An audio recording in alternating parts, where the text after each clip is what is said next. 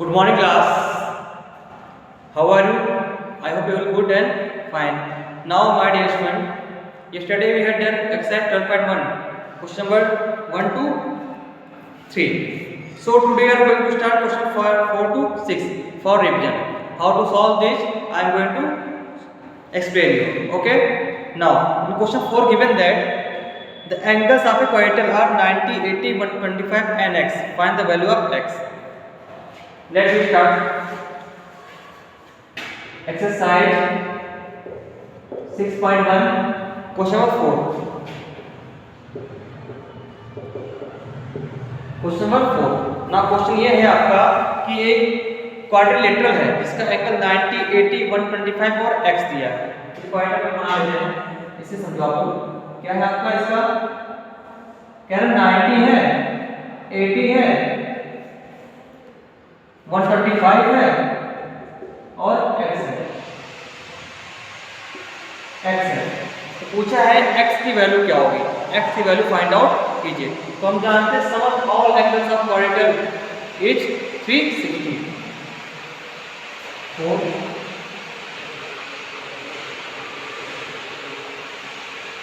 Some of all angles of quadrilateral equal to 360। आप जानते हो ऑफ क्वाड्रिलेटरल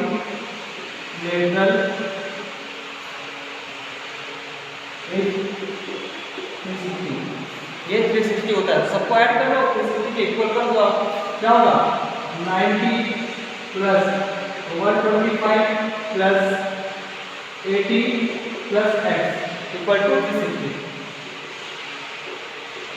ठीक है, अब सबको आप ऐड कर लीजिए। ठीक है, क्या होगा 90 और 80 क्या होता है 170, 90, 80, 170 एंड 125 एंड 125 तो 295 हो गया आपका।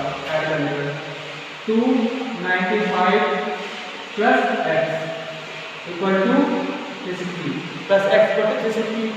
अब देखिए 295 प्लस है, इसमें कोई साइन नहीं, क्या मानते हैं प्लस, साइड चेंज होगा तो माइनस, साइड चेंज होगा तो माइनस।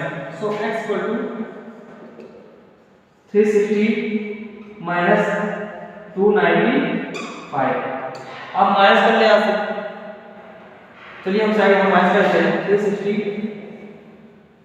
295 माइनस करते हैं, 0 से तो 5 माइनस होगा नहीं, बोरो लेंगे 10 में से 5 माइनस हुआ 5, यहाँ 5 आपका बचेगा, यहाँ से बोरो लो तो 15 में से 9 माइनस हुआ 6, ये 0 जगह कितना आपका गया 65।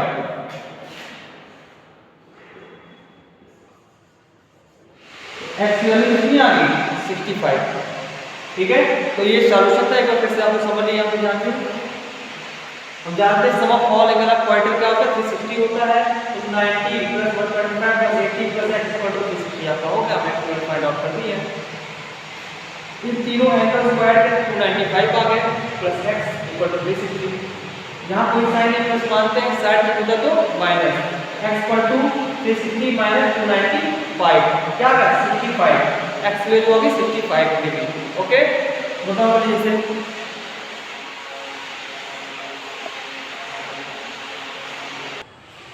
ना बच्चों क्वेश्चन नंबर 5 दिया हुआ है, draw a rough sketch of quadrilateral LMNQ and state two pairs of opposite angles, two pairs of opposite sides, two pairs of adjacent sides and two pairs of adjacent angle. ये आपको show करना है figure को बना के। चलिए पहले LMNQ एक फिगर बनाते हैं। क्वेश्चन 5 यहाँ बनाते हैं फिगर।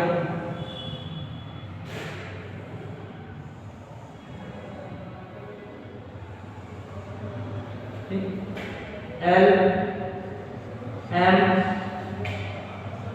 N Q ये आपका हो गया ना। फर्स्ट क्वेश्चन ये है आपका two pairs of opposite angle, opposite angle के टू पेयर्स कौन कौन से होंगे। अब आप देखिए M का अपोजिट कौन है, एंगल M है, उसका कोई कौन है एंगल N। ऐसे एंगल N है, इसका कोई कौन सा है एंगल Q। ठीक है, तो क्या कैसे राइट करोगे आप? पहले angle M equal to angle N। Rectangle में और एंगल्स क्या होते हैं? सेम होते हैं ना, ठीक है। लेकिन यहाँ पे अपोजिट एंगल का पूछा पेयरिंग बनाने के लिए, तो अपोजिट एंगल को शो करेंगे। M इक्वल टू N पहला पेयर ये हो गया। दूसरा क्या होगा आपका? Angle N equal to angle Q।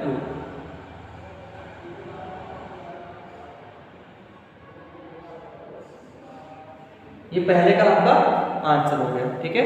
हमने अपोजिट एंगल थे उनको शो कर दिया आपने। सेकंड में है two pairs of opposite sides. Two pairs of opposite sides. अब ये बताओ अपोजिट साइड्स कौन होंगे? जो MQ है इसका अपोजिट LN, ये साइड हो गया। ऐसे LM इस साइड का अपोजिट क्या होगा? NQ। तो टू अपोजिट साइड क्या हो गया आपके सेकंड में? LN पहला होगा LN,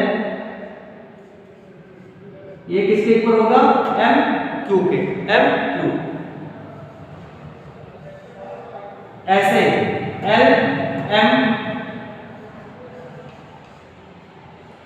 LM किसके हो गया आपका? NQ के। ये आपका सेकंड का आंसर हो गया, ठीक है। यहाँ पे हमें साइड शो करना था पेयरिंग को, ये आपका हो गया, ठीक है। नाउ दिया है two pairs of opposite side, two pairs of adjacent sides. तो एडजेसेंट साइड्स मैंने आपको बता रखा है पड़ोसी, पड़ोसी को बता रखा ना। मान लो ये साइड है तो इसका पड़ोसी ये भी हो सकता है, इसका पड़ोसी ये भी हो सकता है ना। तो कोई दो ही बताने आपको, थर्ड में देखते हैं आते हैं। Two pairs of opposite, two pairs of adjacent sides. तो मान लेते हैं MQ, इसका पड़ोसी क्या है? NQ, MQ कामा NQ। एक तो ये हो गए पड़ोसी, एडजेसेंट्स हो गए। दूसरे कौन होंगे? NL LM, NL LM, NL LM। तो ये एडजेसेंट साइड्स हो गए, ठीक है। एडजेसेंट साइड्स मैंने आपको बता रखे थे, एक ही पॉइंट से जब दो साइड्स जब आके ज्वाइन होते हैं किसी एक पॉइंट पे, that is called adjacent sides, ठीक है। तो यहाँ पे हमने इनको साइड्स बना दिया, यहाँ पे इनको बना दिया, ये आपके एडजेसेंट साइड्स हो गए, ठीक है। नाउ फोर्थ क्या पूछा आपने?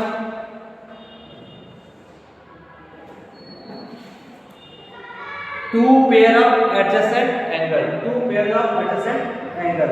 तो एक ही लाइन पे दो एंगल्स बनते हैं, जब एक ही लाइन पे टू एंगल्स बनते हैं that is called adjacent angle. तो एक ही लाइन है तो इसमें कौन एंगल बनता है? एंगल M बनता है और एंगल Q, ठीक है। तो एंगल M एंगल Q, एक तो ये पेयर में ये हो गए। अब इस लाइन को देख लेते हैं, इस लाइन क्या बनेगा? एंगल N और angle N।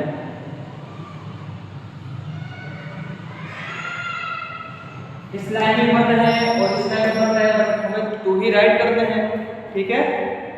To he pairing right करनी है तो हमें बस इतना ही राइट कर देना है, ठीक है। तो इस तरह से आपका 4 का आंसर हो गया, ठीक है बच्चों। इसे नोट डाउन कर लीजिए आप लोग।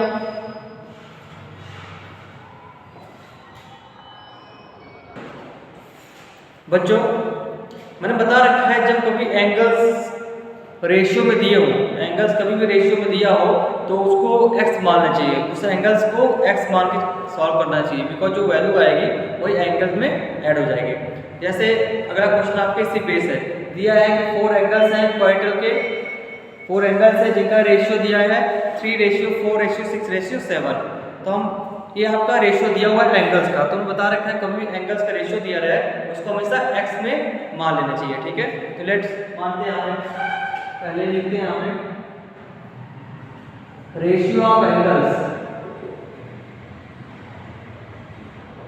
रेशियो ऑफ एंगल्स क्या है? 3:4:6:7 ये दिया हुआ, ठीक है। तो मान लेते जो एंगल है का रेशियो है किसमें है? x के फॉर्म में, ठीक है। लेट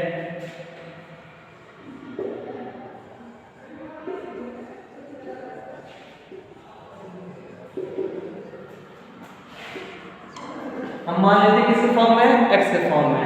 चलिए तो हम जानते हैं sum of all angle of quadratic क्या होता है 360। Sum of all angles of quadratic क्या होता है 360। तो उसी अकॉर्डिंग करते हैं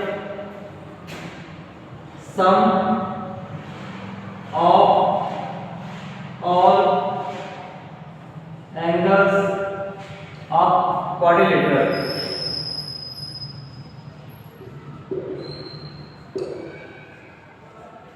इक्वल टू 360। ये आपका 360 होता है, ठीक है, आप जानते हो। अब देखिए एंगल्स को हमने एक्स के फॉर्म में माना है, तो क्या होगा आपका 3x plus 4x plus 6x plus 7x equal to 360। Because यहाँ पे sum of all angle of quadratic equal to 360। Add करते हैं 3 4 7 7 14 और 6 20। तो ऐड करो तो आपको 20x आएगा।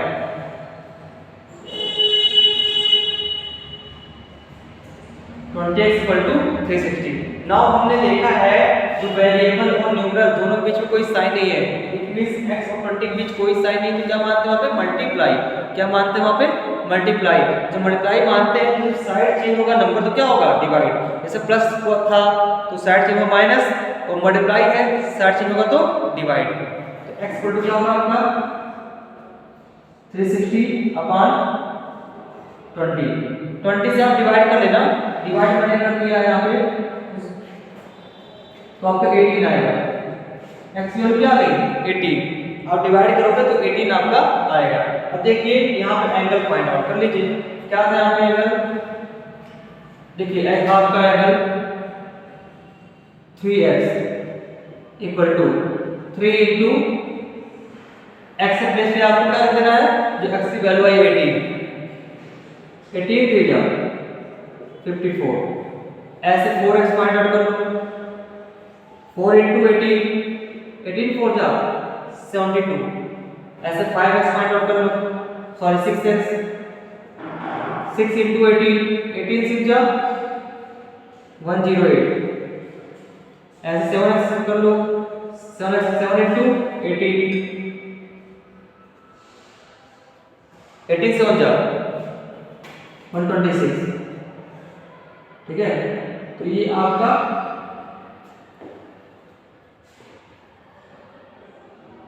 ठीक है। तो इस तरह से आपका ये सभी एंगल्स फाइंड आउट हो गए। इस तरह से फाइंड हम करेंगे, ठीक है। तो इसे नोट डाउन कर लीजिए।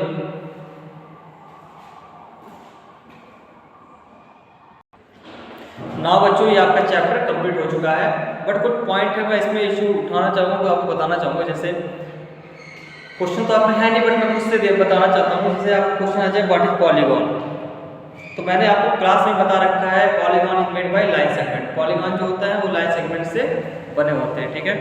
तो ये हो गया आपका। और दूसरी चीज़ ये है पॉलीगॉन, जैसे 5 लाइन सेगमेंट का है कोई पॉलीगॉन, तो उसे क्या कहेंगे, पेंटागन कहेंगे ना। तो ऐसे ही आपका आ सकता है कि अगर जैसे आपका 3 होता है, सुनो आपका 3 लाइन सेगमेंट हुआ तो ट्रायंगल कहते हैं ना, क्या कहते हैं ट्रायंगल। 4 का हुआ क्वाड्रिलेटरल, 5 का होगा पेंटागन, 6 का हुआ हेक्सागन, 7 का हुआ ऑक्टागन, 8 का ऑक्टागन, 9 का नैनोगन, 10 का डेकागन, 10 का डेकागन। तो इस तरह से ये आपके पॉलीगॉन्स होते हैं। सो बच्चों एक क्वेश्चन आ भी सकते हैं, ठीक है, कि 4 साइडेड फिगर है उसे क्या कहेंगे, 5 साइडेड फिगर है उसे क्या कहेंगे। तो इसे डीपली नहीं वो कुछ करना है, बस समझ लेना, ठीक है। आपको क्लास समझा चुका हूँ। सो बच्चों आपका चैप्टर कंप्लीट हो गया है, ठीक है। आप इसको पूरी तरह से फिर से एक बार रिवाइज कीजिएगा, और मिलते हैं कल न्यू चैप्टर के साथ, मेंसुरेशन के साथ। एक बार उसको भी आप लोग रिवाइज करके देखिएगा, ठीक है। तो मिलते हैं कल, तब तक के लिए bye bye and thank you, bye.